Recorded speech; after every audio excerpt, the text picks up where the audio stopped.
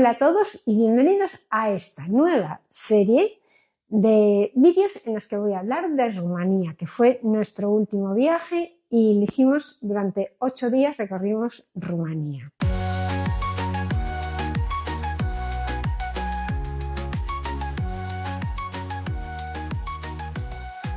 Te invito a visitar mi web, SpanishParaExtranjeros.com. Hola y bienvenidos. Hoy tenemos sobre la mesa un material que es fascinante, un itinerario de 8 días en coche por Rumanía. Suena bien. La fuente es un folleto de Logitravel y el título ya lo dice todo, Ruta del Conde Drácula. Directo al grano. Totalmente. Y claro, esto nos mete de lleno en una de las dualidades más famosas de la cultura popular. Sin duda. Porque esa es un poco la misión de hoy. Usar este viaje como un mapa para, para navegar esa frontera que a menudo es tan borrosa entre dos figuras. Entre la historia y la leyenda. Exacto. Por un lado, un príncipe medieval, que es un héroe nacional rumano, y por otro, pues el vampiro más famoso de la historia. ¿Dónde acaba Vlad Tepes y dónde empieza Drácula? Es que esa distinción es el punto de partida de todo. Es fundamental. Son dos entidades casi opuestas que, habitan el mismo nombre. A ver, cuéntanos. Primero, la figura histórica. Vlad III, príncipe de Valaquia, nacido en 1431. Su apellido era Draculea. Que venía de la Orden del Dragón, ¿no? Por su padre. Justo. Pero el apodo por el que pasó a la historia fue Tepes. El empalador. El empalador, sí. Y se lo ganó a pulso. Sus métodos para infundir terror en sus enemigos, sobre todo en el Imperio Otomano, eran de una brutalidad legendaria. He leído que creaba bosques de cuerpos empalados. Literalmente. Y hay leyendas como esa, que seguro que has oído, de que mojaba pan en la sangre de las víctimas. Sí, esa misma. Una imagen potentísima, aunque no se sepa si es verdad. Claro, es una imagen que ya va construyendo el mito. Pero la figura que conocemos todos, el conde Drácula, eso es otra cosa. Es ficción pura y dura. Pura y dura. Una creación del escritor irlandés Bram Stoker en 1897. Y lo más curioso es que Stoker nunca pisó Rumanía. Nunca. Jamás. Se documentó en el Museo Británico, se topó con el nombre Drácula, la fama de crueldad de Vlad y unió las dos cosas. Así que este viaje es, en esencia, un recorrido por la escena de un crimen, donde la historia y la literatura se han fusionado para siempre. De acuerdo, pues vamos a desgranar este viaje. El punto de partida es Bucarest. La capital. La capital rumana, a la que llamaban el Pequeño París o el París del Este. Y según el folleto, la conexión con nuestro protagonista es... Fundacional. Pero, ¿es cierto que Vlad Tepes fundó Bucarest? A ver, es una afirmación bastante sólida, aunque con matices. No llegó a un campo vacío y ya. Exacto, no es eso. Pero el primer documento que menciona el nombre de Bucarest es una cédula real firmada por él. Ah, vale. En 1459. Lo que hizo, que es lo importante, fue coger la pequeña fortaleza que ya existía, fortificarla a lo bestia y construir allí el palacio del voivoda, la Curtea Veje. Y al hacer eso, la elevó a corte real. O sea, la convirtió en un centro de poder. Precisamente. Un movimiento estratégico clave. La capital oficial seguía siendo Targoviste, pero Bucarest se convirtió en su residencia principal, el corazón de su poder. Tenía sentido para vigilar a los otomanos. Claro, controlaba mejor el Danubio. Hoy, en el centro histórico, en las ruinas de esa primera corte, hay un busto de Vlad Tepes, así que sí, se le puede considerar el padre de la ciudad. Muy interesante. Y justo hablando de la capital oficial, el itinerario nos lleva allí, a Targoviste. Una parada obligatoria para entender al príncipe. Al príncipe, no al vampiro, ¿verdad? Exacto. Targoviste era el centro del poder de Valaquia. Y la huella más visible de Vlad allí es la Torre Chindia. Que él no construyó de cero, creo. No, pero la reforzó y la elevó. La convirtió en una torre de vigilancia y defensa del palacio. Es un símbolo de su faceta como estratega. Y el folleto menciona un dato más moderno, que me ha llamado la atención. ¿El de Ceausescu? Sí, que fue allí donde lo juzgaron y ejecutaron en 1989. Es un giro de la historia curioso, ¿verdad? Dos figuras autoritarias de Rumanía, de épocas tan distintas, vinculadas a la misma ciudad. Vaya contraste. Y después de ese centro de poder tan crudo, el viaje propone un cambio radical. Sibiu. Un cambio de aires total. La descripción es completamente distinta. Habla de una de las ciudades más bonitas de Rumanía, vanguardista, con el primer hospital, la primera escuela. Suena mucho más civilizado. Lo es. Y esa parada es clave para entender la complejidad de Transilvania. Sibiu no es una ciudad valaca, es sajona. Fundada por alemanes. Por colonos alemanes, sí, los sajones de Transilvania, en el siglo XII. Por eso la arquitectura, la cultura, todo es tan diferente. Estamos entrando en otro mundo. El folleto destaca dos detalles de Sibiu. Los ojos de la ciudad, esas ventanas en los Que tejados. parece que te vigilan. Eso. Y el famoso Puente de los Mentirosos. Suena a que tiene sus propias leyendas, más allá de Drácula. Y aquí tenemos una metáfora perfecta de cómo se crea un mito. Ah, ¿sí? El puente está rodeado de leyendas. Que si decías una mentira se caía, que si... Bueno, 1000 historias. La realidad es mucho más simple. ¿Cuál es? El puente original no tenía pilares, y en el dialecto sajón lo llamaban puente yacente. En alemán, la palabra para yacente suena casi igual que la palabra para mentiroso. No me digas, fue una mala traducción. Una simple confusión fonética.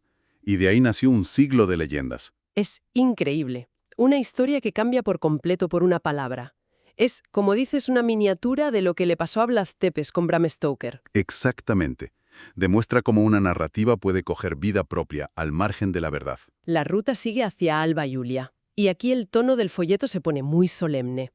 Habla de la ciudadela en forma de estrella, Alba Carolina, y de que es un lugar clave para la Rumanía moderna. Es que lo es. Alba Iulia es el corazón simbólico de la nación. Allí, en 1918, se proclamó la unificación de Transilvania con Rumanía, creando el Estado moderno. ¿Entiendo? Es un lugar de un patriotismo inmenso.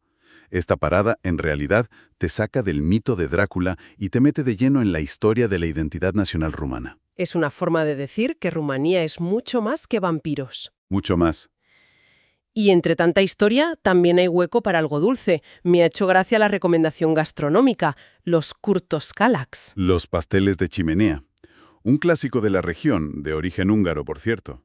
Lo que vuelve a subrayar esa mezcla cultural. Claro. La historia de Transilvania es una superposición de capas, rumanas, sajonas, húngaras. Este itinerario, aunque use el gancho de Drácula, te obliga a ver toda esa riqueza. Vale, hasta ahora hemos visto ciudades, capitales, fortalezas, pero aquí el viaje da un giro que no me esperaba. La siguiente parada es una mina de sal. Las minas de sal de Turda. Y no es un museo, no. La descripción habla de un parque de atracciones subterráneo. Sí, es un lugar absolutamente surrealista. Espectacular. A más de 80 metros bajo tierra. ¿Y qué hay? De todo. Una noria, un anfiteatro, pistas de bolos, minigolf, hasta un lago salino donde puedes ir en barca. Vaya. Pero, ¿qué pinta un parque de atracciones subterráneo en la ruta de Drácula? Parece totalmente fuera de lugar. Yo creo que su inclusión es muy inteligente. Por un lado, es un golpe de efecto, una sorpresa. ¿Rompe la monotonía? Eso es. Y por otro, creo que tiene una función narrativa. Es una forma de mostrar una Rumanía moderna, vibrante, que reinventa su patrimonio. Es un contrapunto deliberado a la imagen oscura y anclada en el pasado del mito de Drácula. Visto así, tiene todo el sentido. Y justo después de esta inmersión en la modernidad, volvemos de golpe al siglo XV. Llegamos a Sighisoara. El epicentro. Aquí sí que estamos en el epicentro del hombre, no del mito. Es la ciudad natal de Vlad Tepes. Exacto. Y Sighisoara es una joya. Una de las ciudadelas medievales mejor conservadas de Europa, patrimonio de la humanidad. Es como un decorado. Totalmente. Y en medio de todo eso está el punto de conexión más tangible, más personal con Vlad. La casa donde nació. El folleto dice que ahora es un restaurante, Casa Vlad Dracul. ¿De verdad se puede comer allí? Así es. La planta baja es un restaurante y en el primer piso han recreado una pequeña habitación museo. Tiene que ser un momento potente en el viaje. Lo es, porque estás en el punto de origen. Antes de ser el empalador, antes de ser un príncipe guerrero, fue un niño en esa casa. Te permite por un momento imaginar al personaje antes de que la historia lo devorara. Vale. Hemos visto su lugar de nacimiento, sus centros de poder, pero tengo que preguntar, ¿cuándo llegamos a los castillos? Porque esa es la imagen, la fortaleza en un acantilado. Y ahora llegamos al plato fuerte. Y también a la mayor de las confusiones. A ver. El itinerario nos lleva, como es de esperar, al castillo de Bran, el más famoso de Rumania, el de todas las postales, el que se anuncia como el castillo de Drácula. La imagen icónica, la que Bram Stoker describió, supuestamente. Supuestamente. Y aquí es donde este viaje te da la gran revelación, el gran giro de guión. ¿Qué pasa? La conexión histórica de Vlad Tepes con el castillo de Bran es prácticamente nula. Espera un momento. ¿Me estás diciendo que el castillo más famoso del mundo, sinónimo de Drácula, no tiene casi nada que ver con él? Exacto. La vinculación más generosa que se ha encontrado es que quizá pasó allí un par de noches, Un par de noches. encerrado como prisionero de camino a su cautiverio en Hungría. Pero nunca fue su castillo, nunca vivió allí, nada. Pero entonces, ¿de dónde sale todo esto? ¿Cómo es posible? Es una combinación de factores. Primero, la descripción de Stoker en la novela, aunque nunca lo viera, encajaba con la apariencia de Bran. Era dramático, gótico. Eso es. Pero el verdadero artífice del mito fue el dictador Nicolae Ceausescu en los años 70. Ceausescu. Él mismo. Quería potenciar el turismo y necesitaba un castillo de Drácula que fuera accesible, fotogénico y que estuviera bien. Y Bran era perfecto, Y lo promocionó a tope. masivamente, y la maquinaria turística hizo el resto. Es en gran medida un producto de marketing del siglo XX. Es increíble. Un fraude turístico promovido por un dictador. Entonces, la pregunta es obvia. Si Bran es el falso, ¿cuál era el verdadero castillo de Vlad el Empalador? Su verdadera fortaleza, su nido de águilas, era el castillo de Pollenari. Poyenari. Ese sí era su hogar, su bastión defensivo. Pero claro, la realidad es menos glamurosa. ¿Qué queda de él? Hoy está en ruinas. Y para llegar a lo que queda de él, hay que subir una escalera de casi 1.500 escalones por la ladera de una montaña. El contraste es brutal. Por un lado, el mito turístico en Bran, accesible, con tiendas de souvenirs. Fácil. Y por otro, la realidad histórica en Poyenari, remota, en ruinas y que exige un esfuerzo físico considerable. Refleja perfectamente la dualidad del personaje. La mayoría de la gente prefiere la versión fácil y ficcionada de Bran. Llegar a Pollenari requiere un interés genuino por encontrar la verdad histórica. El viaje está a punto de terminar, pero lo hace con un último enigma, un misterio que parece sacado de una novela. La tumba de Vlad Tepes. Nadie sabe con certeza dónde está. Y el itinerario explora las dos localizaciones que se lo disputan.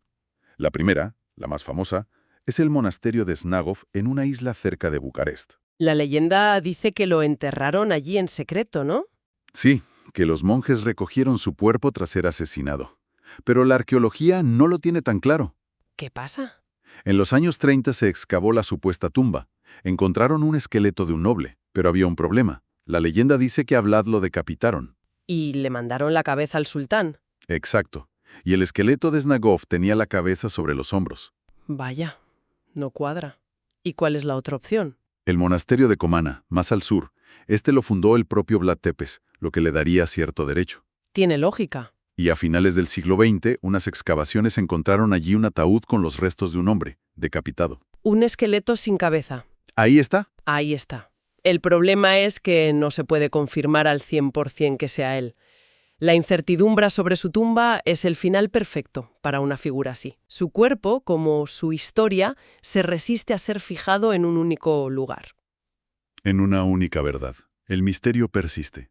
Entonces, si echamos la vista atrás a todo el recorrido, ¿qué significa todo esto? Esta ruta del Conde Drácula es mucho más que buscar vampiros. Muchísimo más. Es un viaje brillante por la historia de Rumanía.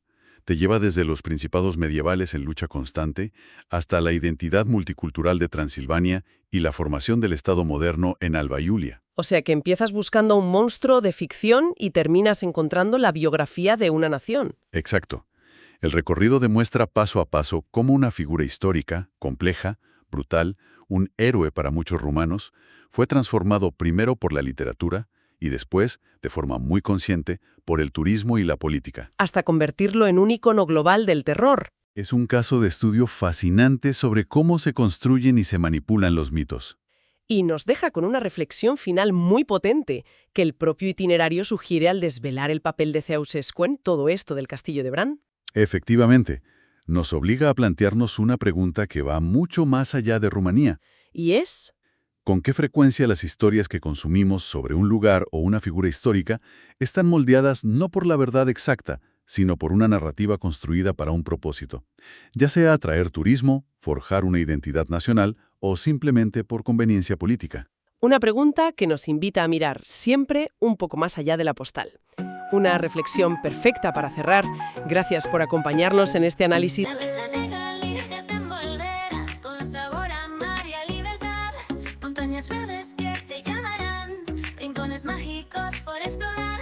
España entera te ha de cautivar, de norte a sur, mil historias hay. Los campos dorados y el cielo azul, cada calle esconde un secreto cool. Ven a viajar, vamos a descubrir desde Galicia hasta el fin. Paisajes bellos y gente genial, esta aventura no tiene igual.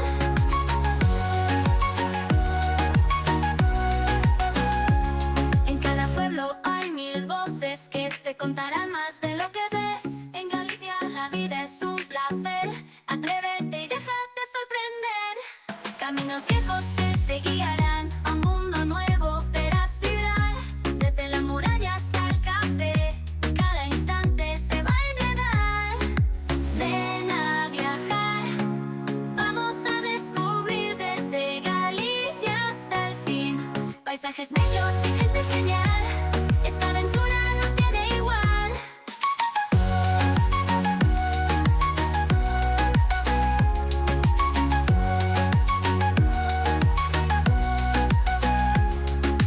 Ven a viajar, vamos a descubrir desde Galicia hasta el fin.